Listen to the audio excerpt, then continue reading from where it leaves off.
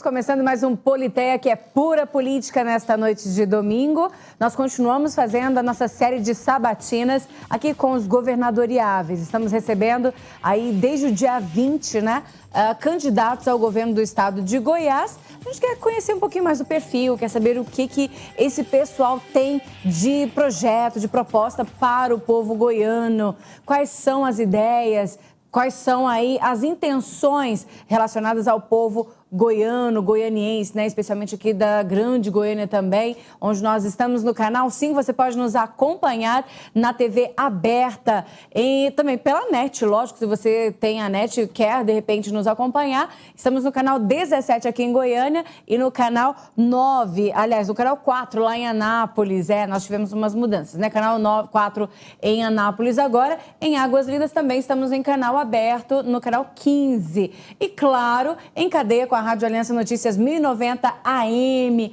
Sejam bem-vindos para a gente discutir política nesta noite. E, claro, aqui comigo, Marcelo Heleno, nosso jornalista convidado. Boa noite, Marcelo. Boa noite, Luzeni, Alberto, Vanderlan. Estamos aqui para fazer aquele momento de questionamento. Contamos com a sua participação para que o cidadão possa conhecer melhor aqueles que pretendem administrar os nossos destinos em Goiás. Exatamente. Então, nós estamos aqui dando oportunidade, né, cedendo esse nosso espaço. Até às 11h30 da noite nós estaremos conversando, então, com o candidato agora, nós já conversamos com ele como pré-candidato, agora como candidato ao governo do estado de Goiás. E para essa conversa também, professor Alberto Carlos, que joga umas pimentinhas aí. Boa noite, professor. Boa noite, Luzeni. Boa noite, Marcelo Heleno. Boa noite, candidato Vanderlan Cardoso. A você, meu amigo e minha amiga, muito boa noite. Ô compadre, ô comadre, que bom que nós estamos juntos aí para esse dedinho de prós de política, tá? Vem participar com a gente, é muito bom ter a sua presença conosco. Pois é, os meninos já contaram aqui, né? Vanderlan Cardoso. Estragamos a surpresa. Estragou a surpresa. Vanderlan Cardoso é nosso convidado de hoje, ele que é do PSB, né? Candidato aqui ao governo do estado de Goiás. Seja bem-vindo. Muito obrigada por ter aceito o convite. Boa noite, Luzeni. Boa noite, Marcelo Heleno, professor Alberto. Bom dia a você de casa, os nossos telespectadores. É uma honra estar aqui com você. Pois é, e eu vou começar com a pergunta que acho que todos querem saber, né? O senhor já falou alguns momentos aqui com a gente, em alguns momentos, como pré-candidato, o senhor tinha uma ideia, mas agora não, agora o senhor é candidato e o que o senhor falar, a água vai parar, né, na campanha. Por que essa decisão, né? O que o senhor imaginou na sua vida para tirar esse tempo e decidir pela candidatura, né, ao estado de Goiás? Zé, em primeiro lugar, porque eu gosto de desafios. Eu acho que governar o estado de Goiás é uma situação que tem um desafio. Em 2004, eu aceitei o desafio. Me candidatei em senador Canedo. Eu não conformava com a situação do senador Canedo. Uma cidade rica, certo? Mas que a população não usufruía dessa riqueza, né? Cidade dormitória, uma cidade completamente abandonada pelo poder público, né? Então, aceitei o desafio e mais 4.000 colaboradores conseguimos transformar a cidade para melhor. E a situação do estado hoje não é diferente, não. Nós temos problemas em várias áreas, então, para mim, é um desafio. Eu quero ter a oportunidade, que o goiano vai me dar, com certeza, de transformar a vida dos goianos para melhor, como nós tivemos a oportunidade de fazer isso em senador Canedo. Mas é por desafio mesmo, eu gosto do desafio. Antes da gente seguir para a questão das propostas, porque a gente sempre cobrou isso muito aqui dos pré-candidatos, né? A gente perguntou para o senhor também que proposta tem para Goiás, que proposta tem para o povo, né? Quer dizer, o que incentivou a estar agora lutando por essa questão. Mas quem é Vanderlan? Qual que é a visão que o senhor tem de si mesmo, né, para apresentar para a população? Eu sou um goiano, como a maioria dos goianos que passou, né? Eu vim do interior, sou da cidade de Iporá, pai de 2 filhos. Como a maioria dos goianos que passou muitas dificuldades na vida, eu sou um desses, né? Que aprendeu com essas dificuldades e tive a oportunidade, né, que Deus me deu de ter meu próprio negócio e progredir na vida. Um empresário hoje, graças a Deus, que gera aí muitos empregos para muitas famílias, e que Deus me deu a oportunidade também de, no poder público, fazer a diferença, né? Fazer a diferença. Eu procuro, em todos os lugares que eu passo, de dar o meu exemplo, né? Ou se é como empresário, como pai de família e como homem público. Porque até mesmo através desses exemplos, e nós estamos vivendo um momento aí de liderar pelo exemplo mesmo, isso, Marina, não é frase minha, Marina Silva que me falou, não sei se é frase dela, de liderar pelo exemplo. Então eu procuro onde eu passo deixar meu exemplo para que influencie a vida de outras pessoas. Luzeni, você falou na questão das propostas e o Vanderlan desenvolveu um trabalho interessante. Pode até o diagnóstico estar errado, as propostas você não concordar, mas é o candidato que mais se reuniu no interior do estado para elaborar o plano de metas. E quais foram as áreas nesse plano de metas, Vanderlan, que o senhor elegeu como prioridades, como bandeira, como proposta nessa campanha? Marcelo, olha, não tem essa questão de prioridades, né? Até mesmo porque eu acho que todas as áreas são prioritárias. Uma complementa a outra, sabe? Você não pode falar em melhorar, por exemplo, a qualidade de vida das pessoas ou mesmo de combater as drogas, né? Sem investimento na educação, na saúde, no esporte, na cultura. Então, todas as áreas elas se complementam, a oportunidade de emprego e renda. Então, a prioridade é todas as áreas, né? Eu aprendi isso, eu governei uma cidade que eu não elegi prioridade. Lógico, tem aquelas que precisam com urgência, né? Como era lá. Como está o nosso estado de Goiás hoje, fala-se muito na questão da segurança e realmente é uma urgência a questão da segurança. Mas nós temos problema na saúde, tem problema na educação, tem problema em algumas regiões ainda que não recebeu o carinho, ou seja, a presença do governo do estado nessas regiões, como o Nordeste Goiano, região metropolitana de Brasília. Eu cheguei ontem da região metropolitana de Brasília, visitei vários municípios ali em algumas ações que nós já estamos fazendo políticas ali, né? Eu vejo o quanto aquelas pessoas estão se sentindo abandonadas mesmo. Eu até volto um pouco no tempo, né? E lembro do tempo que eu me candidatei em senador Candeiro. Não é diferente, não. Cidades dormitórias, né? Uma violência extrema, saúde precária, ou seja, aquele povo realmente está muito abandonado. Mas você vai para o Oeste Goiano, onde eu nasci, está a cidade que eu nasci, que é Iporá, da mesma forma, 40 anos atrás era mais desenvolvido do que hoje até, né? O Norte Goiano, da mesma forma, né? Então, nós elegemos como prioridade o estado de Goiás, né? Todas as áreas. Hoje nós temos problema na questão energética, tem que resolver, mas você resolver a questão energética para implantar os polos tecnológicos, distritos industriais, então tudo isso precisa resolver a questão energética, mas são todas as áreas prioritárias. Mas começar por algum lugar? Quer dizer, tudo bem que tudo é importante, a gente sabe que isso é necessário, mas não tem um lugar por onde começar? Uma área específica que dali irradia para os demais, as demais necessidades? Luzeni,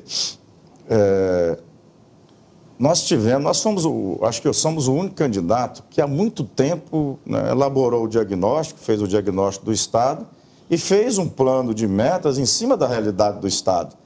Então, eu posso chegar aqui e falar assim, para nós todas as áreas são prioritárias porque nós já temos esse plano de metas estabelecido com as ações. Quais as metas que o senhor estabeleceu? São 5 eixos, certo? Saúde e prevenção, segurança e justiça, saúde, educação e tecnologia, desenvolvimento social e desenvolvimento econômico sustentável. E todos eles sustentados pelo eixo, pela gestão, que todos eles precisam de gestão. Então, área por área, nós desenvolvemos esse plano de metas, então por isso que a gente tem já planejado o primeiro mês de governo, já com as ações em cada área, já orçado também. O que nós, por exemplo, na área da saúde, nós apresentamos aí a saúde acesso total, o banco de leitos, já com o orçamento do banco de leitos. Na área da segurança, já o orçamento do que vai ser gasto nos projetos de segurança. Não no que é mostrado hoje com relação aos salários, porque fala que tem investimentos hoje, mas são investimentos já fixos, que é salários, é o papel que gasta, é a água, é o cafezinho, entendeu? Mas isso tudo vai depender da Assembleia. Como que o senhor vai falar? Porque não tem o plano plurianual, não tem aí a LDO. Tem. Então, assim, todos os projetos que o senhor está hoje colocando aí no papel, vai depender também da Assembleia, dos deputados, né? Lógico. E como o senhor pretende fazer com que isso vire realmente realidade? Zeni, eu quero ver qual é o político deputado, ou no caso de município, vereador, que vai contra os bons projetos para o Estado. Por exemplo, nós vamos mandar para a Assembleia os projetos na área de segurança. É o que está aí, os índices são alarmantes. Goiás saiu do 18º para o 4º lugar no número de homicídios.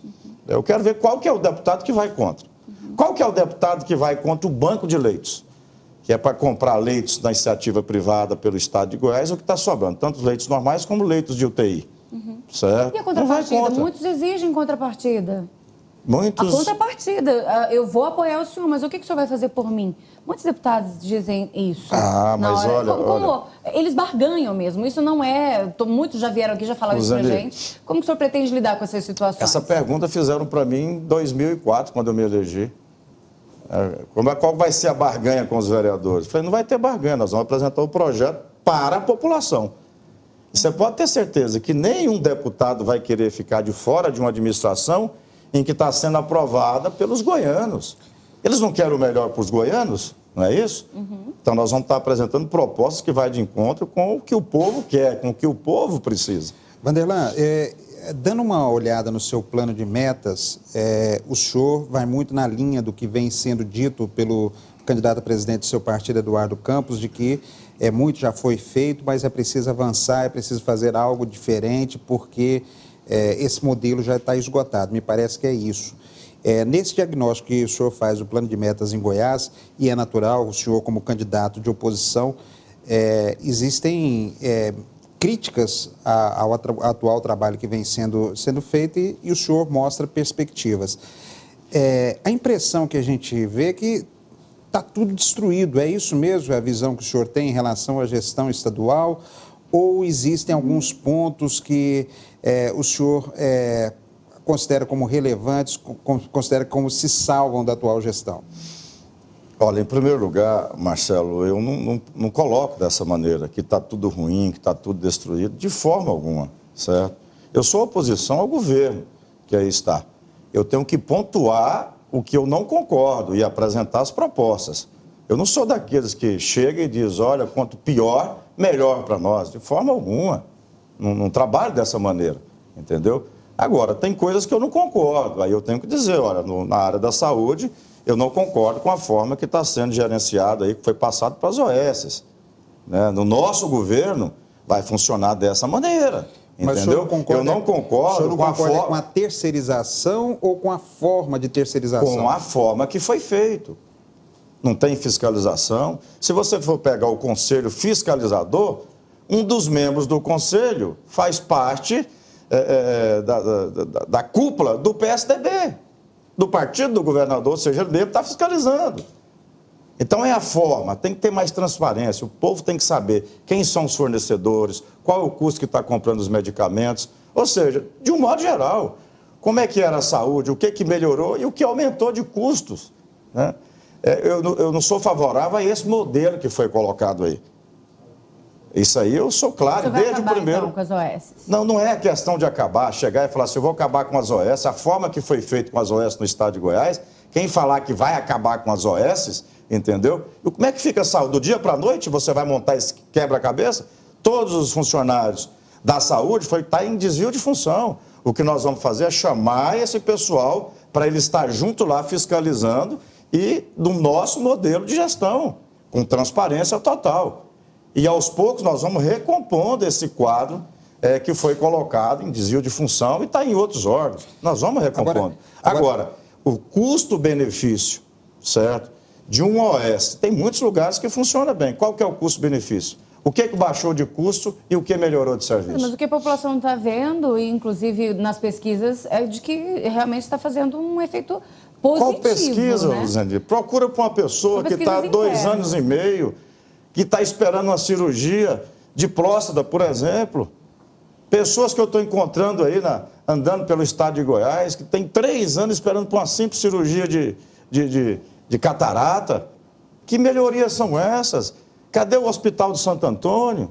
Hospital regional? Os hospitais regionais? Quantos anos estão falando desses hospitais regionais? Sim, mas o que o senhor está dizendo é que as OS, a qualidade de atendimento oferecida dentro das unidades de referências, como UGO, materno-infantil, HDT, não houve melhoria nenhuma na visão do senhor? Não, atendimento é uma coisa. Resolver o problema é outro, Marcelo. Você chega aqui, você faz uma sala bonita, está aqui uma recepção linda, maravilhosa, certo? Vamos lá, para a rua, lá para os bairros, para as cidades mais distantes do estado de Goiás. Falar com a população, a carente, aquela que precisa do serviço público. Porque quem tem recurso tem plano de saúde. Vamos conversar com aquele povo lá, se foi resolvido o problema dele. Nós temos aqui no estado de Goiás quase 4 mil no déficit de leitos normais de UTI, no estado de Goiás. 2 mil e pouco está na região metropolitana de Brasília e no Nordeste goiano. Vai lá conversar com aquele povo, para ver o atendimento que eles estão tendo na saúde. Certo? Nós vivemos hoje, Marcelo Helena, um estado, aliás, vivemos em 2 estados. É o da dura realidade, quando a gente sai para ir para a região metropolitana de Brasília, ou até mesmo aqui na região metropolitana de Goiânia, e que vê as pessoas na lista de espera para fazer cirurgia, e o estado da propaganda. Esse é 2 estados que nós vivemos. Agora, esse que aparece aí as mil maravilhas. Agora, nós temos hoje uma característica na gestão pública, e eu particularmente acho que é muito ruim. O governo federal faz uma série de convênios com estados, com prefeituras, normalmente repassa o dinheiro e é a solução. A execução fica por conta de estado, prefeitura, e o governo federal acaba lavando as mãos. Aí o estado repassa, no caso, aí para a OS, para outra estrutura, e de certa forma lava as mãos. Tem a questão da OS, tem a questão do aluguel de veículos para a área de segurança pública. O senhor acha que tem como sair desse processo de terceirização, de parceria, seja lá como seja chamado? O Estado tem como voltar a ser o agente que vai tomar conta disso e fazer isso acontecer na segurança, na educação, na saúde, principalmente? Marcelo Helena, tem muita coisa que dá para fazer. Outra já não dá. Você tem que ver o custo-benefício. Por exemplo, qual que é o custo do aluguel dos veículos? Está incluído o que nesse aluguel dos veículos? Está incluída a manutenção, a troca de pneu, troca de óleo, está incluído o seguro. Quando bater um carro, a iniciativa privada, ou seja, a locadora pega outro carro e coloca no lugar, certo? É só o que está precisando mesmo ou estão alugando o carro para ficar no pátio aí ocioso? É o custo. Qual que é o custo-benefício? Não, o custo-benefício de você fazer uma terceirização aqui, uma parceria com a iniciativa privada, ela vai diminuir em 30%, 40% o custo se fosse administrada pelo Estado ou por um município, entendeu? E aí vale para todas as áreas, aí vale para as OS, questão de hospital. Eu falo para você com o conhecimento que eu tenho, o hospital de Senador Canedo, ele não é público, ele é particular. A primeira coisa que eu fiz, Marcelo, não foi chamar o dono do hospital quando eu assumi, e dizer, eu quero que amplie os leitos normais e quero que construa UTI aqui, a cidade com 60 mil habitantes. De lá saiu grande parte do nosso projeto, banco de leitos, veio com esse sistema. Você tem uma UTI à disposição 24 horas para a cidade, você tem para atender outros municípios da região metropolitana e até do estado, oferecer leitos normais para outros municípios, entendeu? A maternidade do mesmo jeito. Então, vários serviços podem sim ser feitos em parceria com a iniciativa privada. Agora, o que tem? É a transparência. Tem que haver, Marcelo, a transparência. Tem que discutir com a população. O povo tem que saber, está aqui, ó, esse medicamento custa X, está sendo comprado dessa maneira. O que nós estamos cobrando, eu como oposição, é que o governo mostre, olha, está aqui, os fornecedores é esse e os preços são esses. Antes era X, agora está desse preço aqui. Agora, a questão de melhorar a fachada, isso, aquilo, que melhore atendimento, mas que faça isso no Estado, não deixando somente ou Goiânia, ou região metropolitana de Goiânia, mais ou menos servido, e o restante do Estado à mercê. Isso eu não concordo. Acho que da saúde aqui, acho que esse programa de hoje, com esses candidatos, a gente vai ter que ter uma abrangência assim, né? Olhar atrás. A saúde eu já entendi, já compreendi. Acho que eu queria entrar numa outra situação. Vamos falar agora de um outro pilar que acho que é a educação, certo? O governo do Estado é responsável pela educação, basicamente, daqueles meninos de 12 a 18 anos, né? Basicamente, essa educação é responsabilidade do Estado, né? E a gente sabe que o maior índice de violência hoje, provocada pelo uso da droga, o índice de violência de assassinatos e tal, acontece muito nessa criançada, nessa meninada. Eles são iniciantes desse processo de violência. E muitas vezes estão iniciando esse processo de violência porque eles não têm uma oportunidade na vida para poder encontrar outro caminho. E essa oportunidade passa para a educação. Como candidato, o que o senhor está propondo? Um plano de metas para o senhor, assim, de forma clara para a população, que o Estado pode trabalhar para melhorar essa educação no Estado? A presença do Estado. São muitos aspectos que têm que ser feitos. Nós estamos dando... O nosso foco da educação é o aluno, em primeiro lugar. Né? Tem muitos candidatos, eu vejo por 2010, coloca no seu plano de governo todas as escolas em tempo integral do Estado. Esse atual governo que está aí administrando colocou isso. 1.000 e poucas escolas até o final do governo, ou seja, até agora, final de dezembro, né? Todas as escolas em tempo integral. Tem 100 e poucas. Foi construída pelo atual governo, se eu não me engano, 50, 40 e poucas, 50 somente. E a maioria delas não atinge aos alunos. Foram colocados ali, a maioria é depósito de alunos. O que nós temos que entender que a escola tempo integral é essencial, é o que resolve o problema. Tem como nós fazermos isso a curto prazo? Porque um mandato é a curto prazo, não é médio nem longo prazo. Ninguém pode brincar com a educação e chegar e falar um negócio desse. Para cada escola que você passa a tempo integral, você tem que construir outra do lado. Nós temos que estar cientes disso. É importante, tanto é que no nosso plano de metas tem a escola a tempo integral. Ano após ano, o que nós vamos fazer?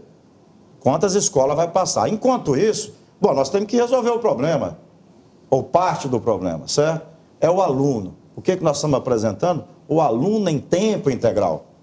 É diferente, certo? Vamos buscar. O aluno, ele está na escola, mas ele tem que escolher uma atividade extracurricular. Pode ser esportiva, pode ser cultural. Ele tem que se ocupar, entendeu? Aí vem a parceria com a iniciativa privada, nós podemos fazer. Com várias escolas que tem, modalidade esportiva, certo? Com experiência própria. Eu tive essa experiência lá. Eu queria passar as 30 e poucas escolas que tinha no município para tempo integral. Eu deparei com a dura realidade em que a maioria das escolas está caindo. E tem muitas no estado de Goiás que ainda são de placa, gente. Que há um certo tempo serviu. Agora está precisando demolir e construir escola nova. Então, fazer as escolas tempo integral, mas o foco no aluno. Um dos itens é esse. Agora, investimento no professor, nos profissionais. O atual governo tirou o quê? Tirou a titularidade do professor. O que é a titularidade? Não falou tanto em meritocracia dentro desse governo? A titularidade é mesmo que a meritocracia. O professor, ele estuda, ele faz um mestrado, um doutorado, ele tem que ter algo mais. É a titularidade, ele tem que ter uma ascensão, ele tem que ter a progressão, certo? Então, valorização do servidor. Titularidade é direito adquirido. Não se discute, vai ter que pagar. Está no nosso plano de metas. Nós vamos ter que pagar todos os professores. Como fazer isso? É o levantamento, olha, vamos chamar o sindicato, chamar a categoria, olha, vamos parcelar, como eu fiz lá. Paguei a titularidade, ascensão e progressão num ano, sem tirar um tostão de outra área. O senhor vai cumprir com o teto mínimo de salário para o professor do Brasil? É lei. É lei, se não é uma pergunta que o professor... É lei. Tem que cumprir. Tem que cumprir. Não tem acontecer a mesma coisa que aconteceu em Goiânia, por exemplo, o endividamento, a Folha extrapolou por conta de, segundo, né, informaram aqui pra gente, por conta de dar aí essas progressões, de fazer uma graça, né, com o servidor. Não, de forma alguma. Olha, saúde, educação, certo? A partir do momento que os governantes elegerem como prioridades, como investimento e não como despesa, os 25% da educação dá e os 12% na saúde, no caso do Estado. Mas é um efeito cascata, dá. O resto vai querer também aumento. É obedecer. O piso é esse, vamos dar o piso. Agora, sabe o que acaba, Zendir, com a administração pública? É a corrupção. Essa acaba. Essa aí não tem jeito de voltar. Não é o funcionário público, não, gente, que acaba com a administração. Quando eu falo para você, eu dei todas as titularidades, ascensão e progressão. O professor ganhava R$ 494. A administração anterior, que era do PSDB, dizia que não dava para dar as titularidades, ascensão e progressão, porque não tinha dinheiro, ia estourar as contas da educação. Nós fizemos isso no ano, construindo novas escolas, certo? Uma merenda escolar de qualidade, sem tirar um tostão de outra área. A mesma forma é a saúde. A maioria dos governantes, quando entram, eles levam saúde também como despesa, não como investimento. E dá para ter uma boa saúde, provamos isso lá, e uma boa educação. Agora, só evitar a corrupção. O orçamento atual do Estado de Goiás permite a inclusão desses investimentos que o senhor está propondo? Todos os projetos nossos que estão no plano de metas, eles são orçados, Marcelo Heleno. É a diferença nossa que nós estamos apresentando. Já esse trabalho sendo feito há 18 meses. Quanto é que custa os investimentos na área da saúde, banco de leitos e tudo que saúde, acesso total, que nós estamos fazendo? Cirurgia de catarata, cirurgia bariátrica, certo? Sim. As cirurgias eletivas, quanto é que vai custar? Aonde é que vai vir esses recursos? As parcerias que vêm, as fontes de recursos de onde vai vir? A diferença nossa é essa. Você pega a maioria dos planos de governo, está aí. Vamos fazer isso, vamos fazer aquilo. Como fazer? Nem a situação do Estado, foram ver a situação do Estado, o diagnóstico do Estado para fazer suas propostas. Eu não quero cair em descrédito, não, Marcelano. Pois é, e o senhor pretende cortar aonde, já que não há mágica, o dinheiro é um só? Tem alguma área que o senhor já pretende cortar, diminuir os gastos? Tem uma que eu vou entrar de frente, batendo. Corrupção. Essa eu vou ser intolerável com a corrupção. Olha, hoje é um festival de aditivos no estado de Goiás. Obras que começou como autódromo, com 23 milhões, já passou de 50 milhões e não está pronto. Isso aí que tem que ser, isso é abuso. O Hugo 2 começou com 73 milhões, nem terminou, já está em mais de 150 milhões. E olha, do jeito que está indo, vai passar de 300. Isso sim, não é o servidor público, não é investimento em cirurgias, não é resolver o problema da saúde, da educação, que vai enterrar o Estado. É a corrupção, a má administração, a falta de gestão e a falta de compromisso e de planejamento. É o que esse governo não tem. Ok, bom, então essa primeira meia hora, né, do nosso programa aqui, que hoje está recebendo Vanderlan Cardoso do PSB, ele que é candidato ao governo do estado de Goiás. Nós vamos fazer um pequeno intervalo e voltamos na sequência então para saber qual será o critério que ele vai utilizar para escolher, né, as pessoas que vão trabalhar junto com ele, se assim eleito. Você pode ligar e participar também no 3254-1063. Thalita lá está esperando para que você ligue e faça a sua pergunta, o seu comentário. Nós estamos aqui prontos para isso. É rapidinho, a gente vai ali e volta já já.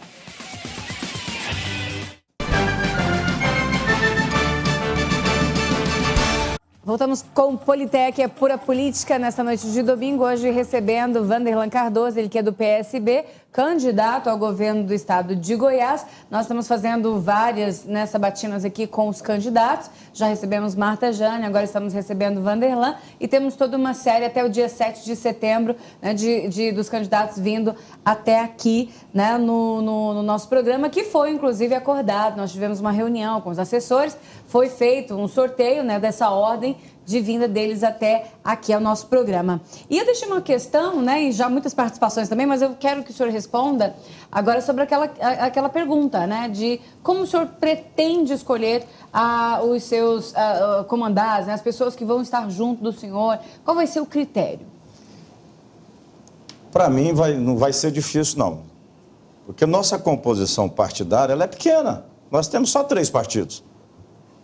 Tem candidato aí que é complicado, né? Tem partido demais, não vai poder colocar as pessoas certas no lugar certo.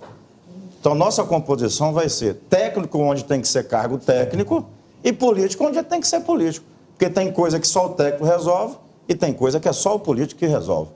Não queira colocar um político num caso técnico que não vai dar certo. E vice-versa. Vai ter gente o suficiente, porque tem muitos técnicos que têm partido. E que não necessariamente estejam com o senhor. Olha, nós temos pessoas que reúnem o técnico e o político. Por exemplo, são poucas. Por exemplo, nosso candidato à presidência da República é um dos poucos políticos, Eduardo Campos, que eu conheço, que reúne o técnico e o político. Mas nós temos no estado de Goiás. Mas o estado de Goiás tem pessoas competentes demais. Só na elaboração do nosso plano de metas, hoje envolvido, tem quase 150 pessoas que estão envolvidas na elaboração do nosso plano de metas. É um batalhão de gente que está envolvido. Então, nós temos bons técnicos aqui no estado de Goiás. Ficha limpa é um bom critério para não escolher, mas excluir gente de uma equipe de governo? Depende do que é. Porque tem coisa aí que foi para ficha limpa, porque o cara esqueceu de recolher quando foi prefeito ou quando foi passou por um cargo público, qualquer coisa, esqueceu de recolher uma multa de R$10, vai para a ficha suja, né? É estranho isso. E tem pessoas aí que estão condenadas por tanta coisa, gravações de tudo quanto é jeito, com pedido de propinas, com processo no STF, e não é ficha suja. Uhum. Tem pessoas aí que não podem, em hipótese alguma, pleitear nem cargo para nada. E está aí sendo candidato. Olha, tem várias participações aqui, muitas participações, viu, candidato?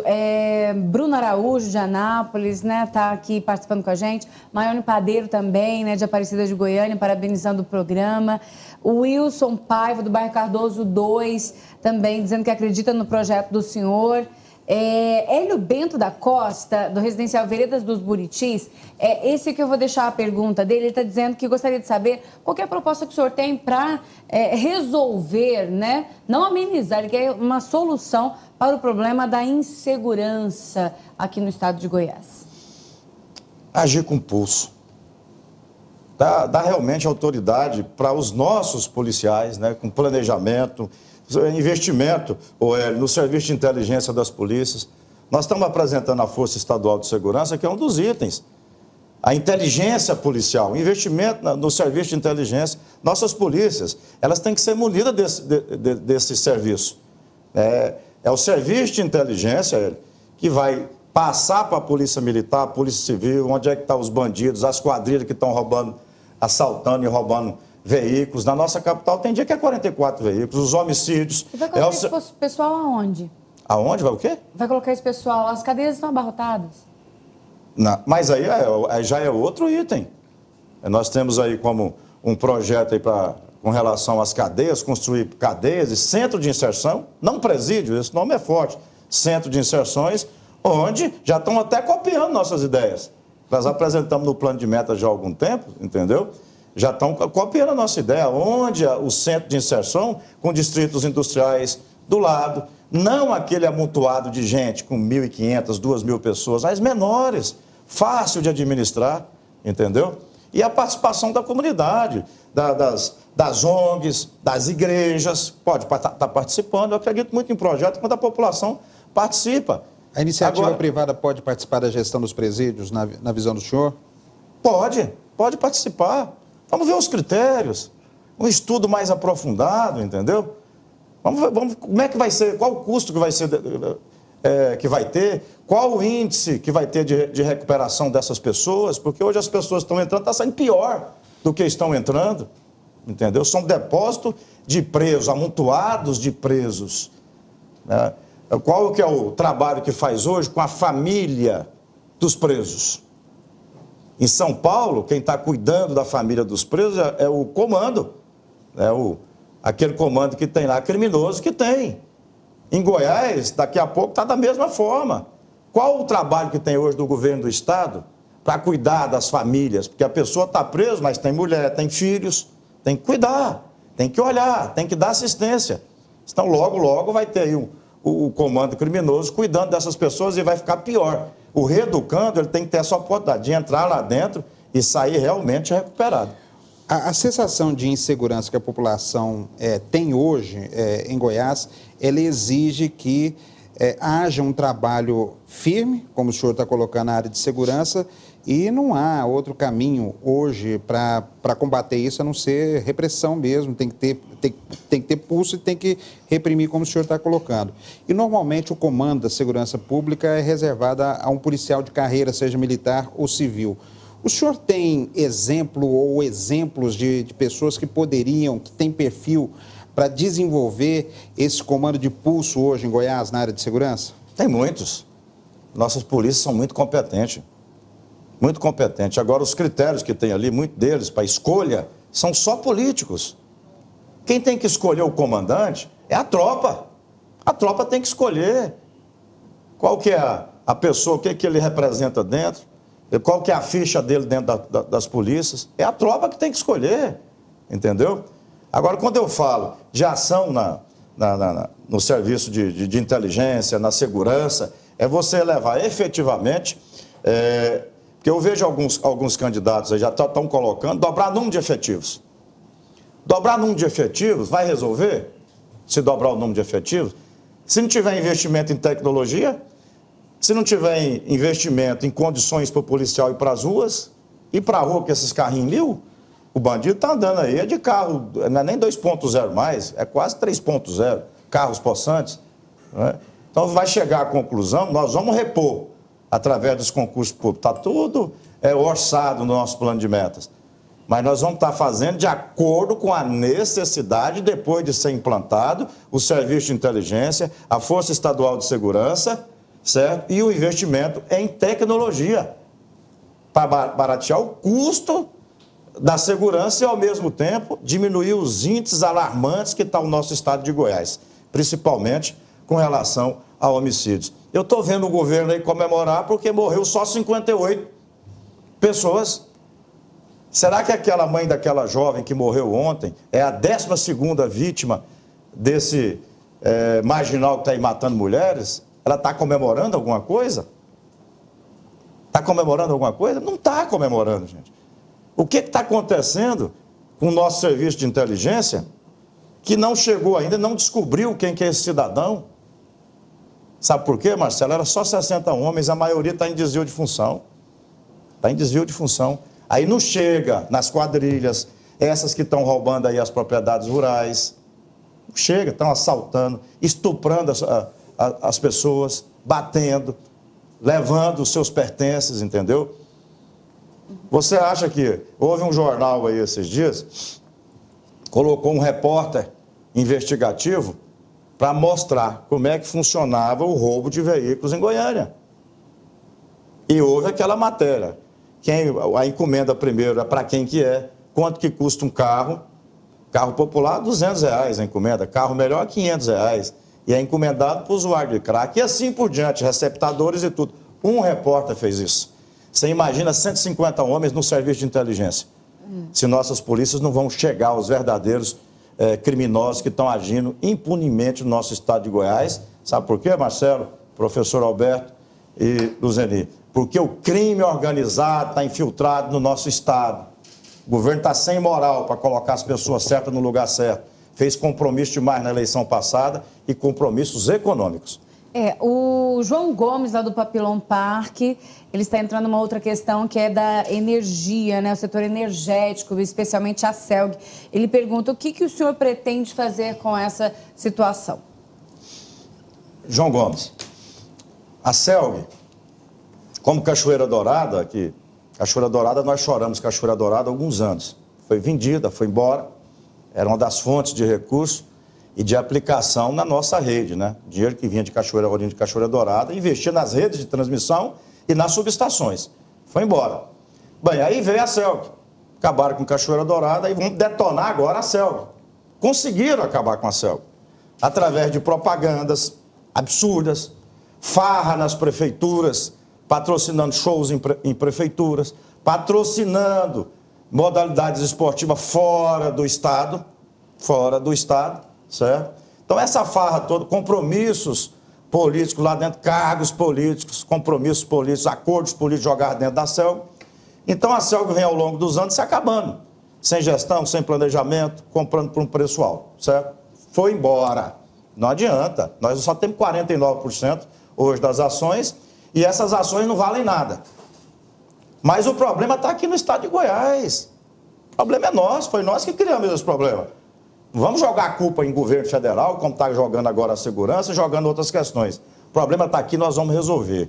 Certo? 49%. O que for de dever do estado, nós vamos honrar, nós vamos cumprir.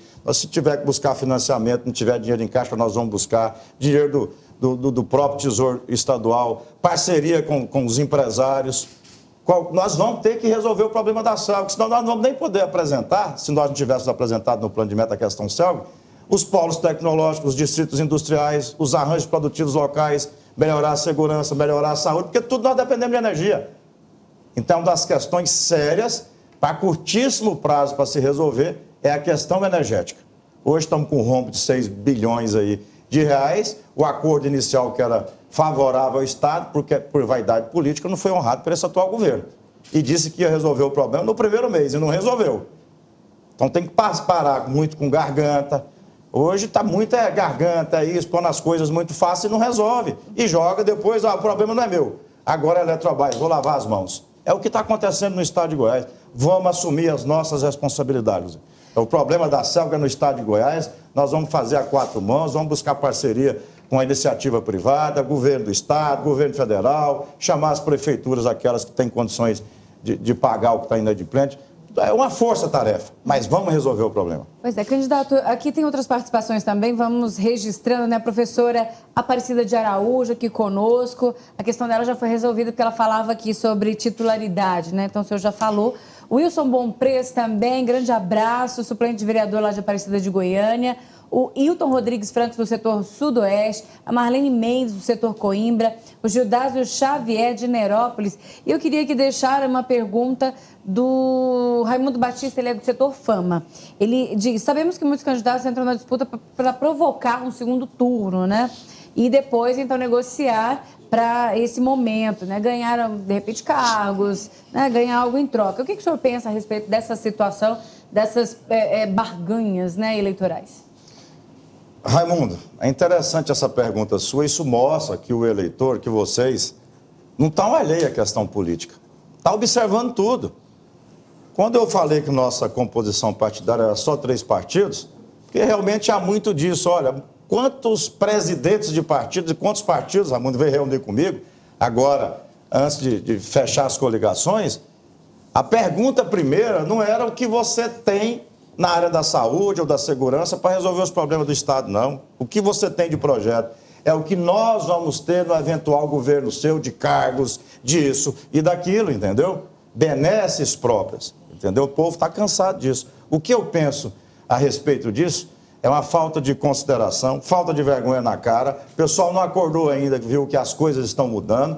Aquelas manifestações de julho é para isso. O político que não acordar e começar a fazer suas propostas voltadas para a população e honrá-las depois de eleito, está fora da vida pública, né? Então, essas composições com muitos partidos, muitos grupos, tem gente aí que pensa em tempo de televisão somente. Quantas perguntas fizeram para mim em várias entrevistas, e aqui mesmo foi feito. Como é que o senhor pensa em chegar a quebrar essa polarização que existe no estado de Goiás se o tempo de televisão vai ser curto? Certo? Olha, nós temos coragem para andar. Eu estou andando em cima de um carro, Raimundo, passando aí nas cidades, com o microfone na mão e conversando com a população. É dessa forma que nós vamos chegar. Agora, se for para mim ser eleito governador do estado de Goiás, sentar numa cadeira com a composição muito grande, já o estado sendo dividido, cada um com seu quinhão, certo? Vai ser o quê? A rainha da Inglaterra. E o que é a rainha da Inglaterra, né? Ela tem muita pompa, mas não manda nada, não resolve nada. Eu não quero chegar no governo de Goiás, Raimundo, e não poder colocar as pessoas certas nos lugares certos, fazer uma administração para o povo, não para grupos econômicos. Tem composição aí que foi feita que o povo está até agora sem entender. Eu não tenho que justificar, você pode olhar no meu palanque, eu não tenho que ficar justificando o porquê que o professor Alcides da Unifam é o nosso vice. É uma pessoa competente, é um professor, né, dono, é um empresário de sucesso, graças a Deus, começou lá de baixo, entendeu? O nosso senador Aguimar Jesuíno é um procurador federal, candidato ao Senado. E isso as pessoas estão observando, entendeu? Ok. Candidato, o senhor fala... Só um detalhe aqui. O senhor convive com o empresariado e talvez hoje... o principal item, a principal carência que Goiás tem é o que o senhor abordou, a falta de fornecimento de energia confiável para novos empreendimentos. Além disso, tem a questão dos incentivos fiscais e o senhor já bateu duro também nessa questão dos incentivos fiscais. O senhor sendo eleito, o senhor pretende fazer o quê? Reformular, acabar? Que fim dar aos incentivos fiscais? Não tem que ser dado fim. Incentivo fiscal de forma alguma. O que proporcionou o crescimento do estado de Goiás são os incentivos fiscais. Continua. Continua. O que eu sou contra são abusos fiscais. São créditos outorgados, que às vezes é difícil para o telespectador entender, mas é dado créditos outorgados para algumas empresas, em alguns setores no estado de Goiás, que é nada mais, nada menos do que a transferência de recursos do estado para essas empresas. Isso não é incentivo fiscal. Não é incentivo fiscal que estão fazendo. Agora, o incentivo fiscal normal, em que as empresas empregam, geram emprego e renda e recolhem impostos para o Estado, aí sim. Porque senão, Marcelo Heleno, nós temos que ser claros, não podemos ficar aqui enfeitando a coisa, não. Como é que o Centro-Oeste, no caso, nós estamos aqui no Centro-Oeste, Goiás, os estados do Centro-Oeste, do Nordeste, do Norte goiano, do Norte do país, se não tiver um incentivo fiscal para as empresas virem para cá, como é que vai competir com as do Sudeste, com o Sul? Certo? Então nós temos que ter, é o atrativo que tem. Por isso que Goiás cresceu muito, sem contar que está aqui no centro do país. E o agronegócio que é muito forte. Pois é, isso que eu ia perguntar para o senhor, porque nós falamos aqui do povo mesmo, né? Educação, segurança, né? Falamos sobre essa situação, falamos de um pouquinho do governo, como o senhor vai escolher, né? As pessoas que estarão junto com o senhor. Mas agora essa questão do agronegócio. Goiás é um celeiro, né? Então, assim, nós temos produção grande, em larga escala, de grãos aqui, especialmente, né? E o senhor fala sobre sustentabilidade também, quer dizer, é um mote de campanha, inclusive, né, de Eduardo e Marina. Quer dizer, o senhor está levando um pouco para esse lado também. Como conciliar, se é possível isso, né, o trabalho, né, do agricultor e produzir, né, e muitas vezes precisa desmatar, com essa questão da preservação do meio ambiente? Não, Luzeni, o agronegócio hoje é um dos que mais preservam. É o contrário. É um dos que mais preserva é o agronegócio. Hoje não fala nem mais em desmatamento, de forma alguma. O homem do campo hoje, principalmente o pequeno, o médio e o grande, o que ele está fazendo? Ele está resgatando, reflorestando as áreas degradadas. Fala-se muito com relação à questão Marina Silva, mas quando ela foi ministra do Meio Ambiente, Marina Silva, na época, o desmatamento na Amazônia diminuiu assustadoramente e a produção agrícola, o agronegócio no Brasil, a produção agrícola cresceu, batendo recorde em cima de recorde. No último ano aí cresceu o desmatamento mais de 30%. O que aumentou na produção do agronegócio? 3%, se eu não me engano, aumentou na safra. Então nós temos que nos conscientizarmos. Luzeni, se nós não fizermos, formos para frente com o desenvolvimento, pensando no meio ambiente, com a questão da água, das nossas nascentes, das nossas matas. Projetos para o agricultor, por exemplo, né? Para quem está no campo? O homem do campo hoje, nós temos uma particularidade. No nosso estado, não precisa desmatar mais nada. O projeto para o homem do campo, o que ele mais precisa, o pequeno, é assistência técnica, que ele não está tendo. Está aí de fachada. Desmancharam, acabaram com a matéria. Ele precisa mais de uma assistência, ele precisa de um projeto voltado ali, de ter nas estradas vicinais, boas estradas vicinais. Para isso nós temos um projeto que é em parceria com os municípios, da construção de pontes, de matabus, em parceria com os municípios. Fornecimento de parte desse material, entendeu? Isso é que as escolas, acabou muito com as escolas rurais. Precisa retornar às nossas escolas. Moradia para o homem do campo. Escoamento de produção. Escoamento de produção, entendeu? O homem do campo não quer nada de graça, não. Cadê os arranjos produtivos locais? O investimento nos arranjos produtivos locais, ver a particularidade de cada região. Tudo isso está no nosso plano de metas. O homem do campo, ele não quer ser mais reconhecido como que desmatava. Hoje não, certo? Aliás, ele colabora. Por quê? Já está havendo a crise de água. São Paulo está com uma crise enorme, já está falando em reutilizar a água, não sei quantas vezes. E se nós não fizermos isso no Centro-Oeste, na Amazônia, no Brasil inteiro, pode ter certeza que em pouco tempo nós não vamos ter água, não. Bom, nós vamos ter que fazer um intervalo, né, um tempinho aqui no nossa participação. E vou deixar aqui uma pergunta do Magno de Assis, ele é lá do setor Bela Vista. Ele está perguntando para o senhor, candidato, como o senhor lida, né, ou pretende lidar com segmentos, como, por exemplo, as igrejas, né? Que o senhor até, inclusive, falou da possibilidade de apoio aí junto nesse projeto com relação aos presídios. Mas, especificamente, como o senhor vai tratar os segmentos aqui no estado de Goiás? Essa é a pergunta, então, de Magno de Assis. Eu vou deixar ela para responder, então, no próximo bloco, último bloco aqui do nosso programa. Você continua podendo participar. 3254-1063, nosso telefone, cidadão. E a Thalita está lá já esperando, né, para poder atender você. Rapidinho a gente vai ali e volta.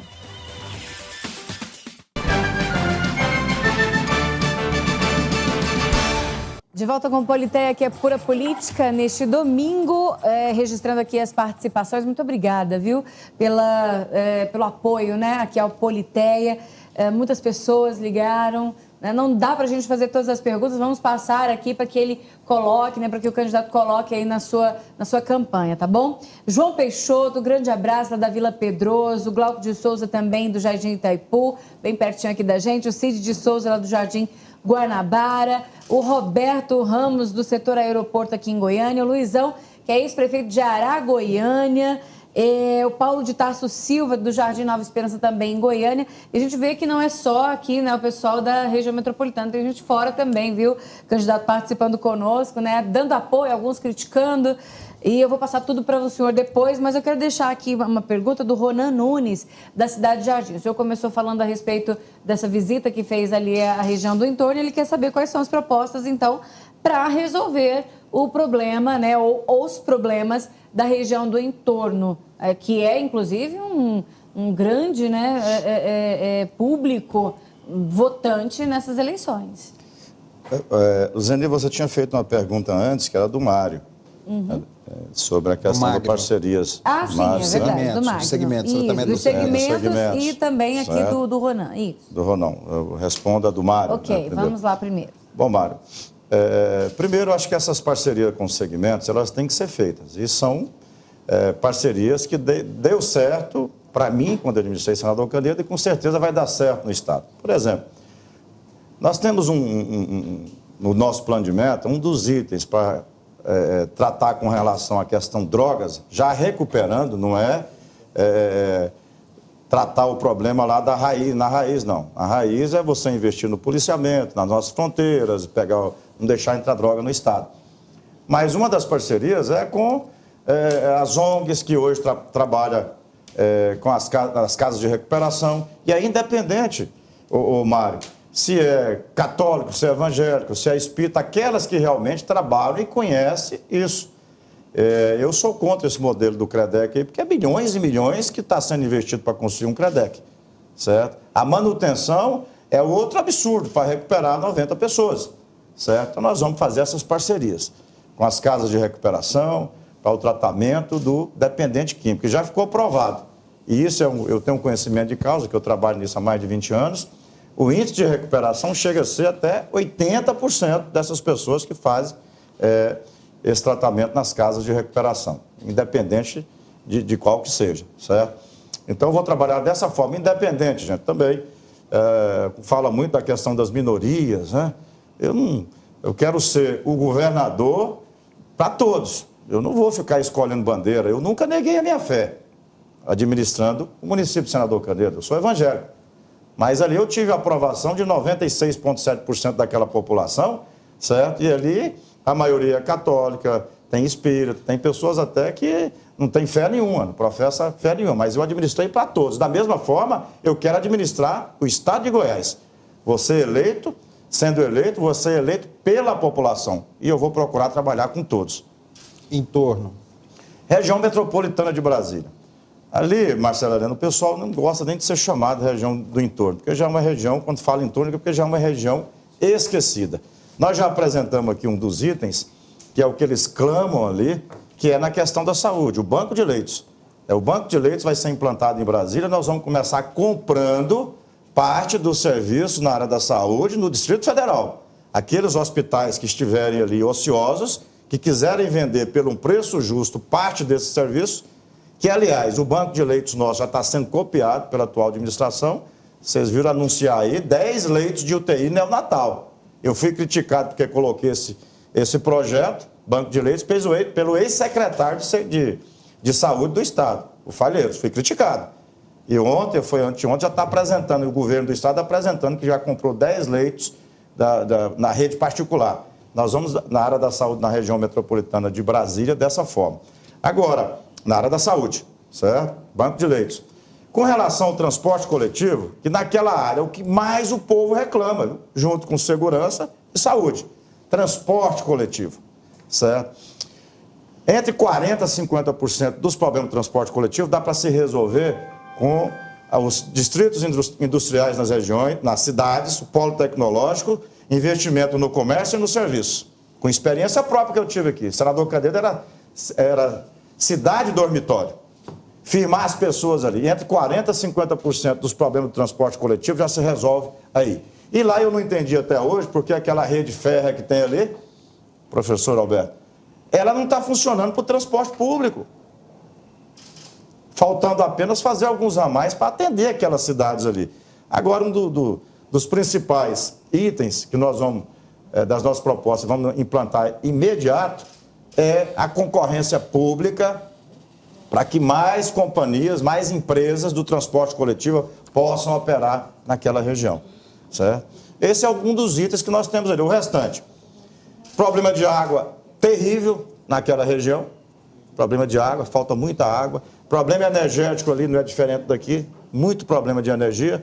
Então, o que eu já falei aqui com relação à energia, vale para o entorno. A recuperação da CELGO, investimento nas linhas de transmissão, nas subestações, vale para o entorno. E os distritos industriais, polos tecnológicos, que são outro item que nós estamos apresentando no desenvolvimento econômico. Vanderlan, nas pesquisas que foram apresentadas nesse processo até agora, o senhor aparece em terceiro lugar e o quadro é de um processo polarizado entre dois candidatos, no caso Íris e Marconi.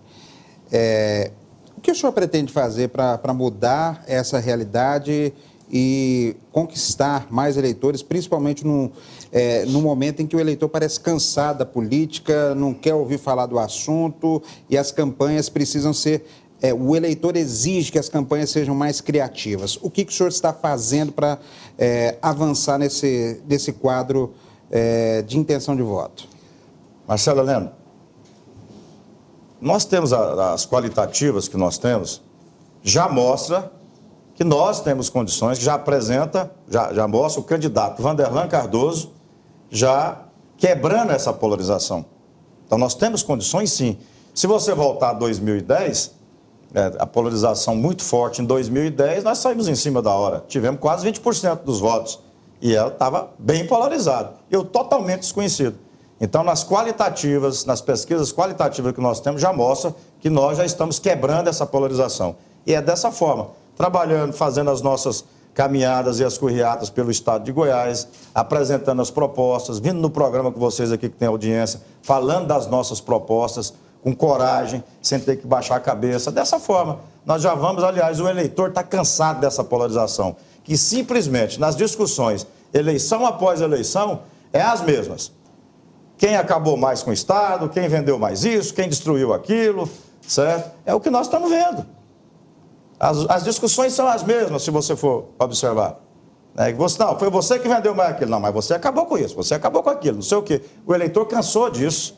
O eleitor está observando as propostas assim, o eleitor não está alheio à política, não.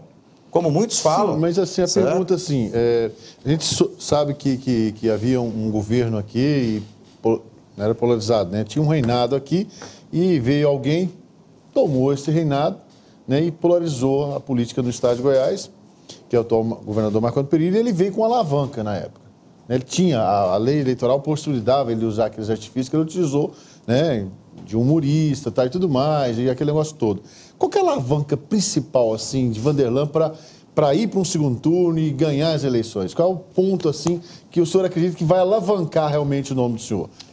Só fazer uma correção, professor Alberto. Não foi dois grupos, não, né? Era um só que dividiu. É o mesmo. Que dividiu nesses 32 anos, é os mesmos. Só que foram divididos, certo? O que nós pretendemos para alavancar? É o que nós já vemos fazendo até hoje, certo? Nós estamos apresentando projeto para o estado de Goiás, enquanto os outros estão discutindo o poder simplesmente pelo poder. Mas você acha que o eleitor vai assimilar isso? Vai. A grande maioria vai assimilar. Isso vai gerar voto? Vai, está gerando voto. Vai gerar voto. Com certeza está gerando voto. Só vai mudar de terceiro para segundo. Nós não podemos esquecer, professor, que o eleitor, nós saímos da Copa do Mundo, em seguida já estava em férias, agora que as pessoas estão chegando e vai começar a ver as propostas e os candidatos.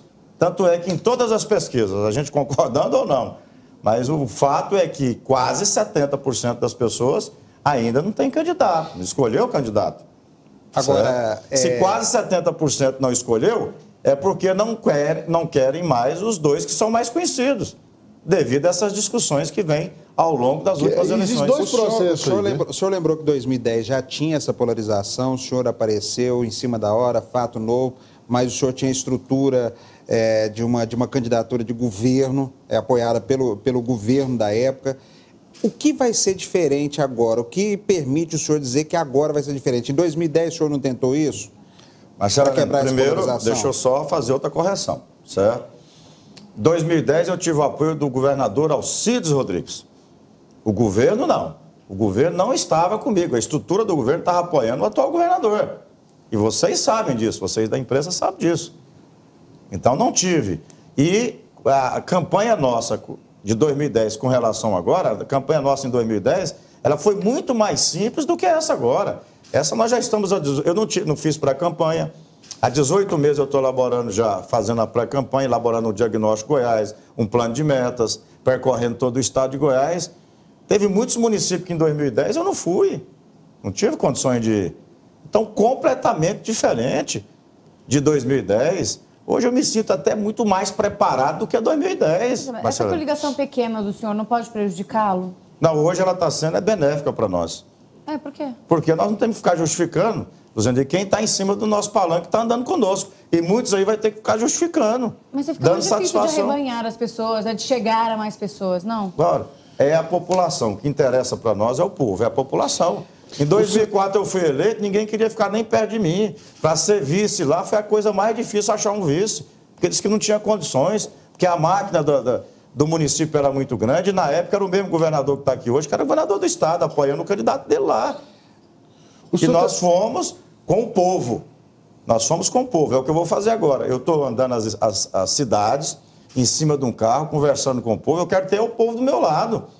Não quero ter caciques aí, que igual tem alguns que há muito tempo aí só, né, dominando o estado. Não quero, não. Quero ter o povo do meu lado, porque esse eu não preciso ficar justificando porque está do meu lado. Alguns aí vai ter que justificar, principalmente alguns grupos econômicos que foram financiador de campanha em 2010. O senhor tem andado o estado, o senhor está sentindo o que de coração mesmo com relação ao estado? O senhor está em cima de um carro de som, falando, as pessoas estão parando para ouvir, as pessoas estão atentas, as pessoas estão abanando para o senhor, as pessoas estão abraçando, as pessoas estão chegando junto, estão participando. Como é que está esse processo?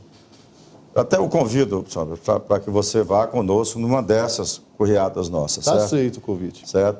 É bom você ir, para você ver a receptividade das pessoas. Quando a gente entrega o material, quando não é bem, as pessoas não recebem bem, joga fora. Elas pegam, leem, eu converso com elas, agradeço por ter recebido, me identifico, me apresento, certo? Peço uma oportunidade a elas que os outros já tiveram, entendeu? Então, a receptividade. Aqui em Aparecida de Goiânia, em um dia nós fizemos 22 quilômetros, aliás, numa tarde, nós fizemos 22 quilômetros aqui em Aparecida, percorrendo centro comercial, passando nos bairros, conversando com a população, em cima de um carro. Eu quero ver, tem candidato aí que não pode fazer isso. Não tem coragem de fazer isso.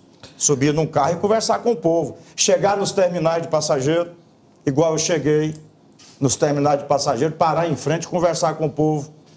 Entendeu? Eu não tenho por que me envergonhar de dizer que sou candidato ou ficar aí, me envergonhar do meu passado, certo? Como administrador, 5 anos e 3 meses prefeito de uma cidade que investiu em todas as áreas, eu tenho que falar, eu tenho que mostrar. Acima de tudo, eu tenho um testemunho como administrador público, o que eu fiz lá em todas as áreas. Agora, tradicionalmente, a campanha no primeiro turno, ela tem uma sustentação boa por parte dos candidatos a deputado estadual e federal. O senhor sofreu algumas desistências aí, casos do Túlio Servo, que foi seu vice em senador Canedo, Martinelli Cavalcante, dos principais nomes da rede, Liminha, que é o presidente do PSC. Isso tem tido alguma interferência? Por que o senhor está perdendo esses candidatos? Não o apoio, mas os candidatos. Marcelo Heleno, se você for observar em outras coligações, muitos desistiram. Muitos saíram fora. Por exemplo, o caso do ex-prefeito Túlio Servo, que é ex-prefeito e senador Canedo. O senador Canedo tem 3 candidatos a deputado estadual. 2 do PSB, que é ele, e o vice-prefeito, que é o doutor Alçoeres. Eles chegaram no acordo que se fosse os dois pelo mesmo partido, não ia nenhum. Então ele optou por ele sair. Ele não ser candidato, ficar o doutor Alsueres, certo? No caso do Liminha, que colocou seu nome ou como estadual, como federal, ele é mais importante hoje para vir coordenar a nossa campanha, nos ajudar. Martiniano Cavalcante ventilou-se dele ser candidato, mas ele nunca diz, eu sou candidato mesmo, para valer, ele nunca disse. Agora, tem partidos inteiros aí, que se você for observar, 50% desistiu de ser candidato. Partido do próprio governo e da base do governo, quantos candidatos a deputado federal que desistiu, que saiu fora? Agora, o que há é quando fala do PSB, do candidato Vanderlan, qualquer coisa que acontece é motivo, entendeu? Para haver uma discussão, de ir para jornais e isso e aquilo. Quando há dos outros, não são colocados, de forma alguma. Agora, candidatos a deputado estadual, excelente, quanto mais número você tiver, melhor. Mas nós já temos aí quase 70 e temos que cuidar desses 70. E eu não sou de ficar colocando candidatos em dificuldades, cada um sabe até onde pode ir. Se for confirmado o quadro que está desenhado nas pesquisas, Íris e Marconi indo para o segundo turno, o senhor já pensou quem é melhor? Quem o senhor acredita que é melhor para Goiás? Marcela Helena, eu vou falar uma coisa para você. Eu não penso nessa hipótese, eu penso na hipótese do seguinte. Primeiro, nós vamos trabalhar, Marcela Helena, para a gente, se houver segundo turno, está no segundo turno. Se for decidido no primeiro turno, que o primeiro turno seja nós que vamos ganhar o primeiro turno. Estou trabalhando para isso, entendeu? Eu não trabalho em negócio de si, eu ir para um projeto achando, se eu não for para o segundo turno. Não, se eu pensasse assim, nem disputar eu ia. Quem me conhece sabe que eu sou determinado. Eu não vim disputar o governo de Goiás ou entrei na política para brincar, não. Eu levo política, para mim é muito sério, e é sério, entendeu? Pessoas que já entram a pensar em pôr candidatura, para negociar no segundo turno. Deixa eu mudar a minha pergunta. No fundo, sem falar o nome, o senhor tem uma análise, o senhor sabe o que é melhor para Goiás, Íris ou Marconi? Se tiver que fazer uma escolha? Quem tem que fazer é o eleitor, não sou eu. O eleitor já conhece a administração de um e já conhece a administração do outro. Certo? Quem tem que fazer, e está me conhecendo, está conhecendo outros candidatos, tem o prefeito de Anápolis Gomide, tem a Marta Jane, tem outros candidatos, professor Wesley, entendeu? Quem vai definir é o eleitor. Não sou eu que vai dizer o melhor para Goiás. A minha proposta, eu acho que é a melhor, porque nós trabalhamos há muito tempo. Mas o eleitor vai falar o seguinte, olha, eu não gostei da sua proposta, eu gostei da proposta do Wesley, por exemplo, que é um jovem lá da região metropolitana de Brasília, ou gostou da proposta da Marta Jane, ou gostou do Íris, ou do atual governador, quem vai dizer é o eleitor. Nós só temos que obedecer à vontade do eleitor, como eu obedeci em 2010. Foi a vontade do eleitor. O eleitor decidiu que aquele não era, a proposta minha não foi a melhor, eu não agradei com a minha proposta. Eu espero que agora, certo, eu consiga agradar o eleitor com as minhas propostas. Eu considero as melhores para o Estado. Caso do segundo turno, o senhor pensa quem poderia apoiar o senhor no segundo turno? Segundo turno? Eu trabalho... Caso vai para o segundo turno, quem dos dois candidatos aí, dessa polarização poderia apoiá-lo? Ou quais desses candidatos poderia apoiar? O povo. Eu quero o apoio do povo, eu quero compromisso com o povo. Isso é que eu quero, entendeu? Quero compromisso com o povo. Eu estando no segundo turno, você viu a minha forma de fazer política, eu não fiquei aí... a última entrevista que eu tive aqui, nós estamos trabalhando para ter de 4 a 5 partidos, vocês lembram, né? Uhum. Mas o mais certo que eu posso contar hoje era com quantos? Não era com 3? Ficamos com 3, certo? E eu estou contando com o povo nessas eleições. Certo? As minhas condições eu sei. Nossa campanha é uma campanha bem planejada, enxuta. Você não está vendo aí bagunça na nossa campanha, uma coisa bem planejada, bem organizada. Você está falando sobre enxuta e a gente, até algumas pessoas ligaram aqui, né, e comentaram. Parece que está muito calado nas ruas, as campanhas estão muito caladas, né? Aí alguns disseram falta de dinheiro. Como vai ser essa situação de dinheiro dentro da campanha do senhor? O senhor está com dinheiro para gastar e quanto? Zeni, olha, nós fizemos um orçamento para a nossa campanha, certo? Agora, quando se coloca lá, que apareceu no jornal, olha, a candidatura do Vanderlan, a coligação colocou lá um valor X. É uma previsão. É uma previsão, porque você pode ter doadores, pessoas que vêm ajudar. até aquele valor nós podemos gastar. Isso não quer dizer que vamos gastar aquilo. Nós temos um orçamento mínimo, que é o que está planejado na nossa campanha, entendeu? Para poder chegar com os nossos projetos, levando a população do estado de Goiás. Mas falta um dinheiro entendeu? mesmo? Qual que é o valor que o senhor vai gastar? Nós estimamos aí a nossa campanha, o valor máximo em 25 milhões de reais, certo? Mas não vai gastar metade disso. A forma que nós estamos fazendo, em cima de um carro, conversando com as pessoas, as redes sociais estão aí para ajudar. Vai chegar um ponto que as campanhas vão ser feitas através das redes sociais, nos debates, no horário eleitoral, e andar, caminhar. Mas o senhor vai ter pouco tempo no horário eleitoral, né? O senhor vai aproveitar como para poder se apresentar mais na televisão, por exemplo? Vai participar de uma campanha criativa, programa criativo. É melhor nós termos 2 minutos, que é o que nós temos, com propostas para o eleitor, do que ter 20 minutos e ter que ficar a maior parte do tempo explicando o que não fez. E agora o senhor não precisa entrar dizendo que meu nome é Vanderlan, né? Como foi na campanha passada, que a população já tem um nível de conhecimento muito maior do senhor, né? Você está se sentindo reconhecido nas ruas? Estou sentindo reconhecido. Totalmente diferente de 2010. A gente já sente hoje, muito, até na região metropolitana de Brasília, as pessoas já estão me conhecendo. Isso é importante para nós, as pessoas nos reconhecerem. Qual referência que o senhor está fazendo, a análise que o senhor está fazendo, que o senhor está levando ao eleitor em relação à gestão de Alcides Rodrigues? Olha, fazem muito comparativo com a questão Alcides Rodrigues. E é bom que se faça agora, nesse momento, porque em 2010 é o mesmo momento de agora, né? Sim. A eleição, não é isso? Quanto que é a aprovação do governo Alcides Rodrigues em 2010? Bom e ótimo, 43%. Quanto que é agora? 32%, se eu não me engano. 34, 36. 34%, certo? Era a aprovação dele lá, para dizer que era muito ruim, entendeu? O governo Alcides Rodrigues não tinha esse festival de aditivos que tem agora, que virou escândalo. O governo Alcides Rodrigues não fez antecipação de receita. Aliás, pagou as antecipações que tinha feito pelo antecessor dele, que é o mesmo que está aqui agora.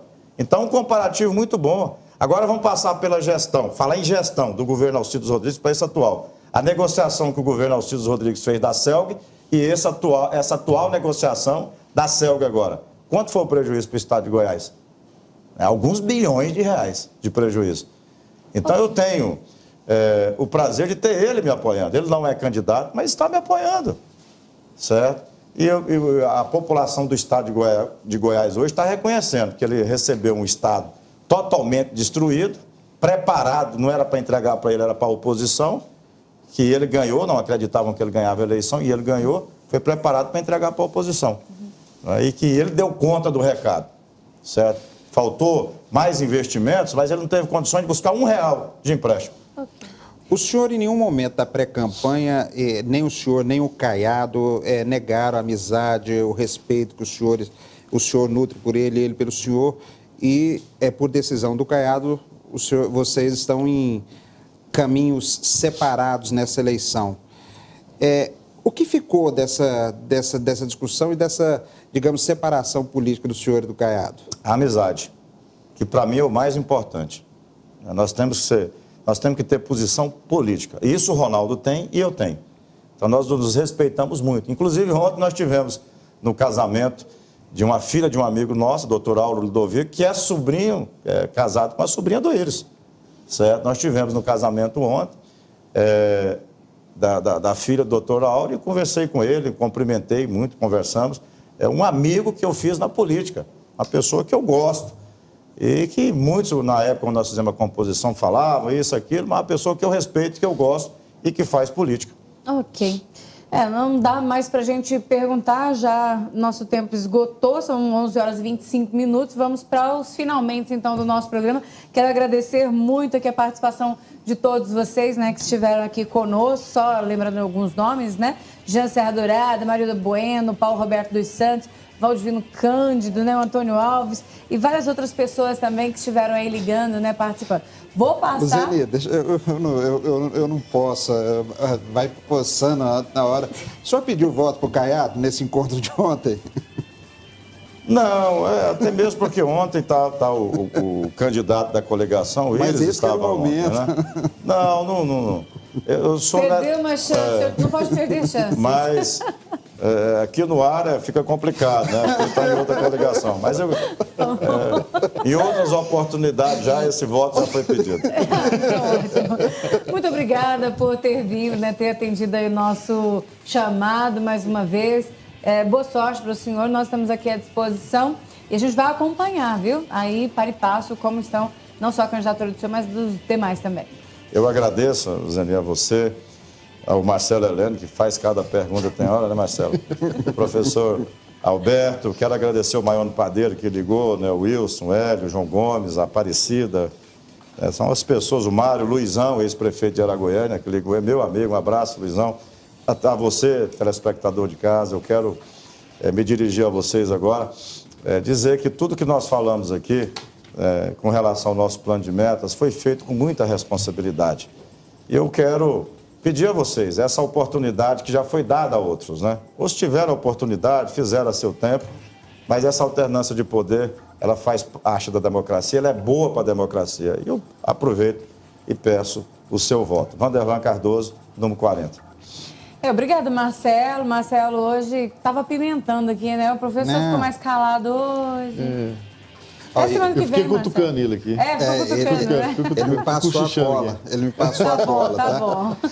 Luzeninho, obrigado pela oportunidade e convido ao telespectador, ao ouvinte da Rádio Aliança, acompanhar amanhã o Rádio Verdade. Eu vou fazer um desabafo, mostrar como é que o cidadão comum sofre num país que não respeita nem as leis que cria. E com certeza também repercutir, né, o que nós falamos aqui hoje com Vanderlan. Professor, muito obrigada. Semana que vem de volta. Semana passada o senhor deu um chazinho na gente, deu um tempinho, né? Não foi muito bem, mas tem hoje uma sugestão, com certeza. Zeni, boa noite, tá? Muito bom. Marcelino, muito bom. Candidato Vanderlan Cardoso, prazer recebê-lo aqui de novo na Fonte TV. Eu fiquei com vontade de fazer uma pergunta final aqui, o tempo não me permite, mas eu olhei o plano do senhor, eu acredito assim, eu acho que as pessoas têm que ter a humildade, sabe, de olhar para propostas e aquelas que são boas, copiar mesmo. É bom para o povo. O que é bom para o povo tem que ser copiado. E ali no seu plano de metas ali, tem coisas muito interessantes que são praticáveis. Pode ser feito, tendo vontade política se faz, certo? Então, que as pessoas possam olhar para o plano de metas lá do Vanderlan Cardoso, né, e falar, poxa, vamos mesmo fazer isso para o povo, vamos trabalhar para o povo goiano, né? Eu acho que isso é uma vantagem. Eu vejo que o senhor está mais preparado, sucesso na empreitada, que Deus o abençoe, que o acompanhe, que o senhor seja muito feliz nessa empreitada aí nesse ano, tá bom? Tá? Obrigado. E para você, meu amigo e minha amiga, compadre, comadre, brigadão por esse dedinho de prova. Foi tão bom, foi tão rápido, não foi? Domingo que vem a gente está de novo aqui com um novo candidato, um outro candidato ao governo do estado para conversar um pouquinho mais com ele, tá? Vem estar com a gente, tá? Brigadão, tá joia? E o meu desejo culinário para hoje, né? Uma canjinha só dessa vez. Não, eu vou pedir para você que você tenha a oportunidade de comer um arroz com piqui, certo? Aquele piquizinho bem gostoso. Meu mesmo, Deus, vamos jogar uma piqui nessa época. Não, isso que é interessante, arruma, sabe? O Goiás é riquíssimo nisso aí, tá? Um arroz com piqui, um franguinho bem gostoso mesmo, tá? Para você matar essa vontade de ser goiano, que é a melhor coisa que tem no mundo é ser goiano, tá bom? Um beijão, uma boa semana. Mês de agosto é o mês mais cheio do ano, viu? Vamos trabalhar e ganhar muito dinheiro, mas vamos trabalhar muito também. Pois é, muito obrigada. Ótimo final de noite para você. A gente volta semana que vem. Estamos aguardando Antônio Gomide na semana que vem, né? Foi feita toda uma readequação na agenda e ele estará conosco aqui no Politeia, se Deus quiser, na semana que vem. E olha, você tem que ficar aqui conosco, porque nós estamos reorganizando a nossa grade de programação voltada, claro, para você e para a sua família. E é sempre assim, trazendo uma oportunidade para você crescer culturalmente, né? Para você crescer politicamente também, aqui na Rede Fonte. Fique com Deus e a gente volta semana que vem, se Deus quiser.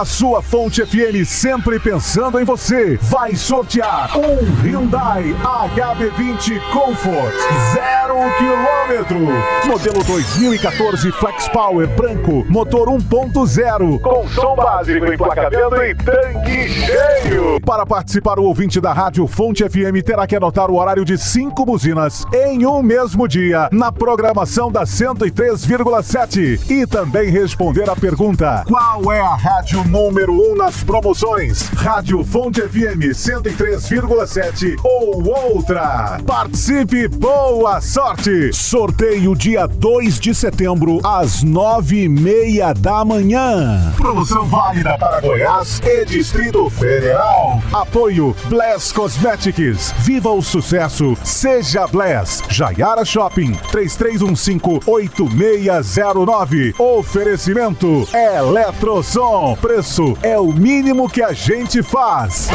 Eletrosom. Rede da Construção. Sua vizinha para toda obra. www.rededaconstrucal.com. E Saga Hyundai Anápolis. Agora seu HB20 à pronta entrega. Avenida Brasil Sul 3329-2200. Promoção tá na Fonte, tá na Benção 2. Realização Fonte FM 103,7. A número 1 nas promoções.